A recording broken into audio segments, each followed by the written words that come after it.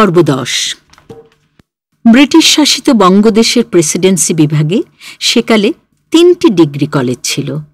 বাগেরহাটের প্রফুল্লচন্দ্র কলেজ তার মধ্যে অন্যতম। অন্য দুটি হল বরিশালের বিএম কলেজ ও খুলনার দৌলতপুরের বিএল কলেজ। ব্রিটিশ ভারতের সর্বপ্রথম রসায়নবিদ আচার্য প্রফুল্লচন্দ্র রায় 1918 সালে বাগেরহাটে পিসি কলেজ প্রতিষ্ঠা করেন। আজন্ম জ্ঞান সাধক ছিলেন তিনি বিশ্বাস করতেন বিজ্ঞান গবেষণায় দক্ষতা ছাড়া কোনো জাতি বড় হতে পারে না। খুলনার অন্তর্গত বারুলি গ্রামে তিনি জন্মগ্রহণ করেন। কলকাতা বিশ্ববিদ্যালয় থেকে বিজ্ঞানের সর্বোচ্চ ডিগ্রি লাভ করে তিনি বিলাতে রসায়ন শাস্ত্রে ডক্টরেট ডিগ্রি লাভ করেন। কলকাতার বিভিন্ন কলেজ ও বিশ্ববিদ্যালয়ে অধ্যাপনা করেছেন। রসায়ন শাস্ত্রের চর্চা, প্রচার ও প্রসারের জন্য নানা গবেষণা প্রতিষ্ঠান গড়ে তুলেছেন। তাঁর প্রতিষ্ঠিত বেঙ্গল কেমিক্যাল তাঁর স্মৃতিকে চির অম্লান করে রেখেছে। তিনি বাগেরহাট মহকুমা শহরে এই অঞ্চলের উচ্চ শিক্ষার সর্বোচ্চ প্রতিষ্ঠান রূপে কলেজটি তৈরি করেন। তাঁর মৃত্যুর পর তাঁর চিতাভস্য কলেজের মাটিতে ছড়িয়ে দেওয়া হয়। 1947 সালে এই কলেজে আমি মানবিক বিভাগে ভর্তি হই। আমাদের স্কুলে কোনো বিজ্ঞান শাখা না থাকায় আমাদের সবাইকে মানবিক বিভাগে অন্তর্গত হতে হয়। সেকালে কলেজ তো দূরের কথা, স্কুলেই খুব কম মেয়েরা লেখাপড়া করত। মুসলমান মেয়েদের দোজকে যাবার ভয়ে স্কুলে পাঠানো হতো না। আমার ব্যতিক্রমী বিপ্লবী পিতার পূর্ণ সমর্থন ও সহযোগিতায় বিদ্যার পথ আমার জন্য মোটেও দুরূহ ছিল না। কিন্তু সহশিক্ষা প্রতিষ্ঠানে তাঁর আপত্তি না থাকলেও বালিকা সুলভ আবেগ আমাকে কাঁদিয়েছিল। ছেলেদের কলেজে পড়ব না বলে 2-1 দিন আধবেলা অনশনও করেছিলাম। কিন্তু মেয়েদের কলেজ পাচ্ছি কোথায়? সবেদন নীলমণি কলকাতার লেডি ব্রেবন কলেজ তো তখন নাগালের বাইরে চলে গেছে রেড ক্লিফ সাহেবের কলমের খোঁচায়। তাছাড়া পড়াশোনার এত খরচ কে যোগাবে? কাজেই বৃথায় ক্রন্দন, বই খাতা গুছিয়ে চোখ নাক মুখ মুছে পিসি কলেজে যাওয়া শুরু করলাম। সেখানে এক অনন্ত জ্ঞান সমুদ্রে ডুবে গেলাম। সেখানকার সুবাতাস এখনও আমার জীবন তরুণীকে তরতর করে বয়ে নিয়ে চলেছে।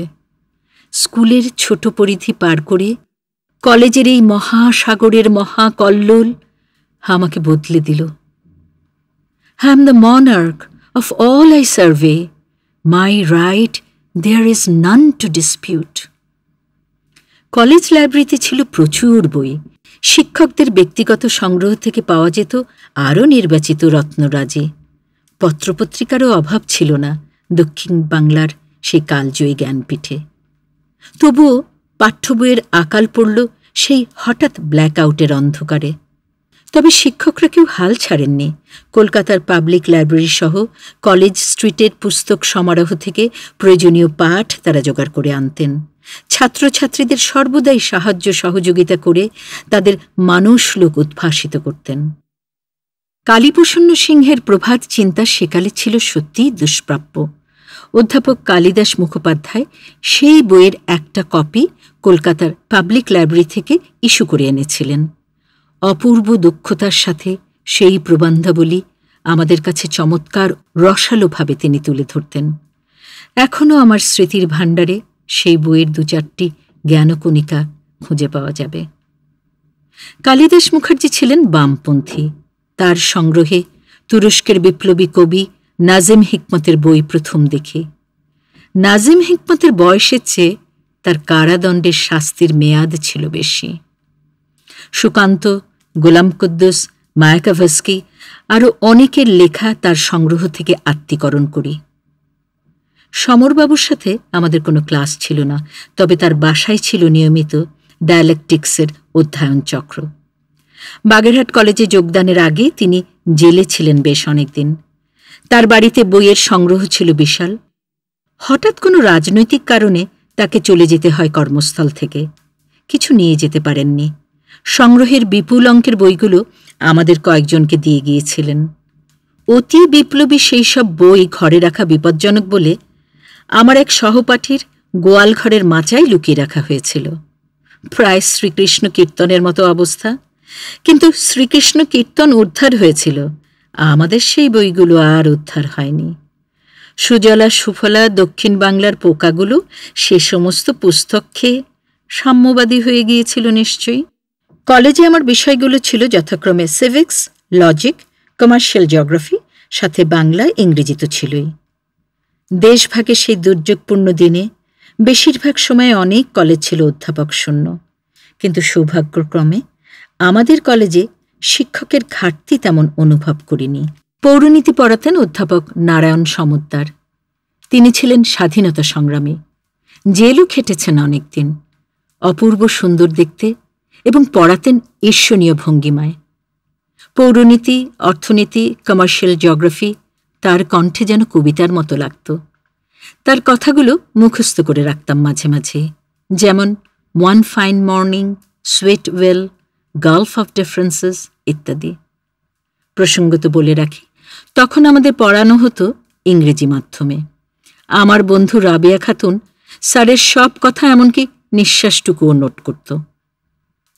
লজিক ক্লাসে একটু বিড়ম্বনায় পড়তে হয়েছিল 3 বার শিক্ষক বদল হওয়ায়। বেটেমতো একজন শিক্ষক অল্পদিন ছিলেন, আসল নাম ভুলে গেছি, তবে নিজেদের মধ্যে তাকে গুরুলে বিশ্বাস বলে রেফার করতাম। বিড়ম্বনা হলেও লজিকে লেটার নম্বর পেয়েছিলাম। সেই বারবারা সেলারেন্ট এখনও মুখস্থ আছে। বিয়ে পড়ার সময় আরও ভালো ভালো শিক্ষকদের সান্নিধ্যে এসেছিলাম, তবে অর্থনীতির শিক্ষক সদ্য পাশ করা এক তরুণ আমায় বেশ ঘোল খাইয়েছিলেন। বাড়িতে ঘটক পাঠিয়ে দিলেন, তাই শেষমেশ আমার আর অর্থনীতি পড়া হলো না। তখন তার বদলে স্পেশাল বাংলা নিয়েছিলাম। সে এক অপূর্ব তীর্থভূমি, এ যেন সাপে বর হল। মোহিতলাল মজুমদারের স্বপন প্রসারী, রবীন্দ্রনাথের মেঘদূত সহ আরও অনেক রম্য প্রবন্ধ মনের মধ্যে যে অপূর্ব সম্পদের যোগান দিত, তার বর্ণনা করা যায় না। ইংরেজি কবি পড়াতেন বিএনএস বীরেন্দ্রনাথ শিকদার। তার অন্যান্য কবিতার কথা ভুলে গেলেও অ্যানশিয়েন্ট মেরিনার কবিতার অপূর্ব ব্যাখ্যা, বিশ্লেষণ, কোটেশন এখনও ভুলিনি। ওয়াটার ওয়াটার এভরিওয়্যার, নর এনি ড্রপ টু ড্রিঙ্ক, কিংবা হি প্রেথ বেস্ট হু লাভেথ বেস্ট।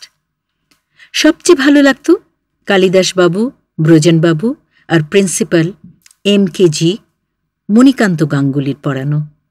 তিনি আমাদের ওথেলো পড়াতেন। তার ক্লাসে আমরা অভিভূত, বাকরুদ্ধ হয়ে থাকতাম। অন্য ক্লাসের ছাত্রদেরও ভিড় দেখা যেত বারান্দায়, জানালা আর দরজার পাশে। স্পেশাল বাংলায় আমরা 3 জন ছিলাম, 2 জন ছেলে আর আমি। আমরা সবাই স্যারের পরিবারের মানুষ হয়ে গিয়েছিলাম। কলকাতায় আগরতলায় তাদের বাড়িতে বহুবার গিয়েছি। সেই বাড়ির পাশেই আমার এক বান্ধবীর বড় বোন ও ছোট বোনের বিয়ে হয়। লতিকা, বিথিকা, যুথিকা এরা 3 জন বিখ্যাত গাণিতিক, বঙ্গভাষী কলেজের অধ্যাপক ফণীভূষণ গাঙ্গুলির কন্যা। ফণীবাবুর জ্যামিতি সেকালে প্রায় সকলেরই পাঠ্য ছিল। রিটার্ন অফ দ্য নেটিভ পড়াতেন সদ্য পাশ করা হাবিবুর রহমান স্যার। খুব ভালো পড়াতেন, আর আমার প্রতি কিছুটা পক্ষপাতিত্ব করতেন, তা স্পষ্ট বোঝা যেত। অনেক নোট দিতেন, 4টে কবিতাও দিয়েছিলেন সেই সাথে। 70-এর দশকে তিনি ঢাকা বিশ্ববিদ্যালয়ে সহকারী রেজিস্ট্রারের পদে যুক্ত হন। হোমিওপ্যাথিতে তাঁর বেশ নাম ডাক ছিল। আমার নাতনিরা মিষ্টি দাদু বলে ডাকত। আমাদের সাথে তাঁর পুরো পরিবারের যোগাযোগ অবারিত ছিল। কলেজে আমাদের পড়ানোর সময় নিজের পরিচয় দিয়ে বলেছিলেন তাঁর বাড়ি কিশোরগঞ্জ। আমি মুখের দিকে তাকিয়ে দেখছিলাম আদৌ তিনি কিশোর কিনা। অন্যান্য শিক্ষকের মধ্যে কেমিস্ট্রি পড়াতেন অমৃত কুমার দেবনাথ। আমায় তিনি এসরাজ বাজানো শেখাতেন। আমার নিজের এসরাজটা পাশের গ্রামে আমার পরম বান্ধবী আশালতার কাছেই থাকত। আমাদের মুসলমান পাড়ায় ওইসব সঙ্গীত যন্ত্র খুব বাঞ্ছনীয় ছিল না। স্যারের মেয়ে মিনুর এসরাজেই আমি রেওয়াজ করতাম। ব্রজনবাবু বাংলা পড়াতেন, তার বাড়ি ছিল শ্রীহট্টে। ভালো রবীন্দ্রসঙ্গীত গাইতেন। ঘটনাক্রমে তাঁর বিয়ে হয় আমার পরম বান্ধবী রানী দেবীর সঙ্গে। সে আমাদের কলেজে পড়ত না, কলকাতায় মামা বাড়ি থেকে অন্য কলেজে পড়ত। স্যার জানতেন না রানী আমার বান্ধবী। বিয়ের আসরে আমাদের কলেজের 3 বান্ধবীকে দেখে চমকিত হয়েছিলেন। বিয়ের আসরে তিনি গেয়েছিলেন, এবার অবগুণ্ঠনক হল। পরবর্তীকালে ব্রজেনবাবু ঢাকা বিশ্ববিদ্যালয়ে বাংলা বিভাগে অধ্যাপনা করতেন, তাঁতিবাজারে থাকতেন, সবসময় আমাদের যাওয়া আসা ছিল। তিনি কলকাতায় ফিরে যাবার পরও আমাদের যোগাযোগ অব্যাহত ছিল। 1998 সালে তিনি গত হলেন। আমি যতবার কলকাতায় গিয়েছি তাদের ওখানেই থেকেছি। শেষবার যখন গেলাম তিনি বলেছিলেন, আর বুঝি দেখা হবে না। রানীর সাথে আমার মাঝে মধ্যে টেলিফোনে কথা হয়। ওর মেয়ে শিখা আমার মেয়ের বান্ধবী। ওরা দীর্ঘকালের পত্রমিতা। একবার তারা টিভিতে আমার অনুষ্ঠান দেখে ওরা অনেককে ডেকে দেখিয়েছিল। রানীর 2 ছেলে 2 মেয়ে, হাবড়ায় ওদের স্থায়ী বসবাস। হরলাল বাবু ছিলেন সংস্কৃতের অধ্যাপক। ইংরেজির শিক্ষক পরেশবাবুর সাথেও বহুদিন যোগাযোগ ছিল। কলেজের মেয়েদের বসার জন্য একটা কমন রুম ছিল। চা সিঙ্গারা এনে দিত দফতরি যোগেন্দা। কমন রুমে আর কোনো সুবিধা ছিল না। সেই অসুবিধা দূর করতে আমরা যেতাম প্রিন্সিপালের বাসায়। হাত মুখ ধুতে গিয়ে কুয়োর পাড়ের কুলগাছের পাকা ফল কত খেয়েছি তার ঠিক নেই। মণিবাবুর স্ত্রী মাসিমা আমাদের খুব স্নেহ করতেন। মন্ডা মিঠাই এটা ওটা সবসময় খেতে দিতেন। ওদের মেয়ে আভাদিও আমাদের খুব ভালোবাসত। সে যেন প্রতিদিনই আমাদের আসার অপেক্ষায় থাকত। মণিকান্তবাবুর ছেলের বিয়ের দাওয়াতের কার্ডটা এখনও আমার সংগ্রহে আছে। কলেজের লাইব্রেরিটা ছিল বেশ উন্নত, খুব সহজেই বই ইস্যু করা যেত। লাইব্রেরিয়ান ছিলেন ধীরেন্দা, স্কুলের উপর ক্লাসের দিদি দীপ্তিদির স্বামী। সে কারণেও বইয়ের নেওয়া দেওয়ায় ছিল অপার সুযোগ সুবিধা। ভাইস প্রিন্সিপাল কালীবাবুর বাড়িতেও আমাদের অবাধ যাওয়া আসা আর খাওয়া দাওয়া। হঠাৎ করে তাদের বড় মেয়ে বিধবা হয়ে 3টে ছেলে মেয়ে নিয়ে বাপের বাড়িতে চলে এসেছিলেন। ওদের সবার সাথে আমাদের খুব ভাব হয়ে যায়। দিদির ছেলে সাধন সরকার খুলনা শহরের বিখ্যাত সঙ্গীতজ্ঞ, আর ছোটজন বিদ্যুৎ ছিল আমাদের পেট। পরে আমি যখন খুলনা করোনেশন স্কুলে শিক্ষকতা করি তখন আভাদির বোনের মেয়ে স্কুলের শিক্ষক হয়ে আসে। কলেজের পাশ দিয়ে ছিল রেল লাইন আর ছিল স্টেশন। স্টেশন মাস্টার ছিল আমার বড় বোনের দেওর। ওখানে যেতাম মাঝে মধ্যে, 2.5 মাইল পথ পেরিয়ে নিজেদের বাড়িতে। অর্থাৎ রোজ আমি 5 মাইল হেঁটে কলেজে যাওয়া আসা করতাম। একদিন কলেজ থেকে ফেরার পথে বিলের পাশে একটা দুধরাজ পাখি দেখেছিলাম। আবারও যদি দেখতে পেতাম। কলেজের সহপাঠীদের কথা আমি লিখেছি আমি যখন তরুণী ছিলাম প্রবন্ধে। বোকা ছেলেগুলো আমাকে গাদা গাদা চিঠি লিখত, সেগুলো নিয়ে প্রিন্সিপালের কাছে নালিশ করতাম।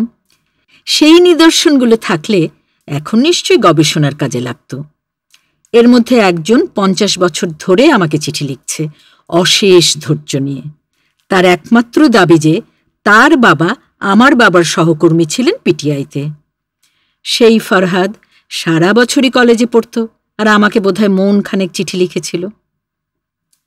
আমাদের স্পেশাল বাংলার 2 জন ছাত্রই আমার নিজের ভাই, আপনজন হয়ে গিয়েছিল। মোল্লা এবাদতের ছেলেমেয়েরা আমাকে আপন ফুপু বলেই জানে। তার স্ত্রী ডক্টর মাজেদা খাতুন আমার মনের ঘরের খুব কাছের একজন। অন্যজন বিশ্বম্ভর মণ্ডল আমাকে মাদার তেরেসা বলে দাবি করেছিল এবাদতের কাছে। তারা দুজনেই প্রয়াত। কালিদাসবাবু জীবিত আছেন 2016তেও। কলকাতার পাইকপাড়ায় থাকেন একমাত্র ছেলে, নাতনি আর স্ত্রীকে নিয়ে। বয়স নিশ্চয়ই 100-র কাছাকাছি। বন্ধু এবাদত মোল্লা চিরবিদায় নিলেন 2002 সালে।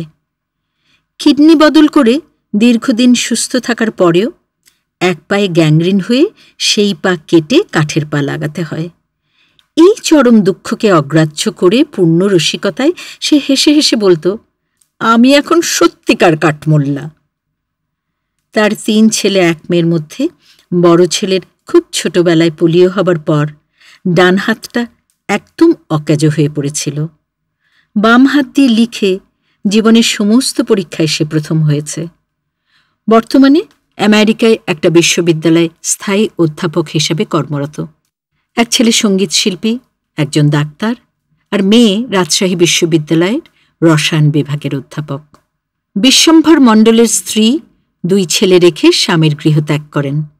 ছেলে দুটোকে পিতা নিজেই বহু কষ্টে মানুষ করে তোলেন।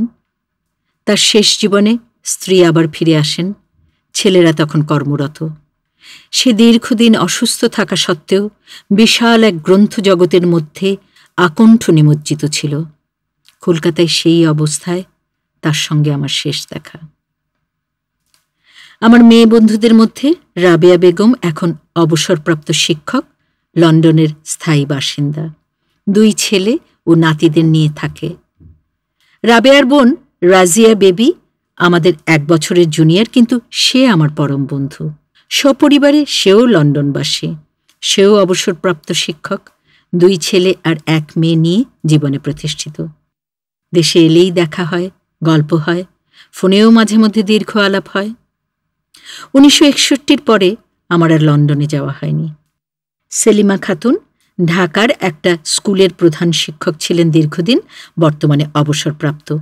ঢাকার ধানমন্ডিতে বসবাস। 2 ছেলের মধ্যে একজন ঢাকায়, অন্যজন আমেরিকায় স্থায়ী বাসিন্দা। মনোয়ারার বিয়ে হয়ে যায় পড়তে পড়তে। তারপরেও দীর্ঘকাল সংসার করে দীর্ঘ বিরতির পর MA পাশ করেন। দুস্থ শিশুদের আবাসিক শিক্ষক হয়ে অবসর গ্রহণ করেন।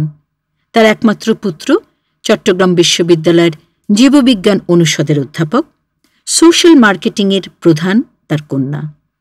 পিসি কলেজ থেকে 1951 সালে BA পাশ করে ঢাকা বিশ্ববিদ্যালয়ে ইংরেজি বিভাগে আমি ভর্তি হই। তার আগে 1947 সালে ইন্টারমিডিয়েট পাশ করে ঢাকা বিশ্ববিদ্যালয়ে দর্শন বিভাগে ভর্তি হয়েছিলাম। কিন্তু বাড়িতে আব্বা অসুস্থ থাকার জন্য আমার আর ঢাকা দর্শন করা হলো না। ঢাকা বিশ্ববিদ্যালয়ে দর্শনশাস্ত্র ত্যাগ করে প্রফুল্লচন্দ্র কলেজেই BA ক্লাসে ভর্তি হই। সেজন্য আমার আর অনার্স ডিগ্রি পাওয়া হয়নি। তা নিয়ে মনের মধ্যে একটু খুঁতখুঁত তো ছিল, এখন আর নেই। এখনো স্বপ্নে কলেজের দিনগুলোতে চলে যাই। স্বপ্নগুলো শব্দের রূপ নিয়ে ফিরে আসে আমার গল্পে, আমার নানা লেখার মধ্যে। রাতে যখন ঘুম আসে না, তখন কলেজ জীবনের দিনগুলো যেন চলচ্চিত্রের মতো মনের সেলুলয়েডের পর্দায় ভেসে ওঠে। কখনো পাঠ্য বইয়ের গল্প, কবিতা, প্রবন্ধের বিষয়বস্তু মনে পড়ে, লেখকের নাম মনে পড়ে না। বারবার মনে করার চেষ্টা করি। সেই সব বিষয়বস্তু পড়ার সময় যে সমস্ত ঘটনা ঘটেছে তাও মনে করার চেষ্টা করি। এইভাবে জাগরণ, ঘুম, স্বপ্ন, সাহিত্য চর্চা সব কিছু মিলেমিশে আমার জীবনের সাথে একাকার হয়ে যায়। কলেজ জীবন এভাবেই আমাকে প্রভাবিত, আন্দোলিত ও অভিষিক্ত করেছে। আমি বারবার ফিরে যাই ওই দিনগুলোতে। আজও যেন আমি সেই কলেজের ছাত্রী।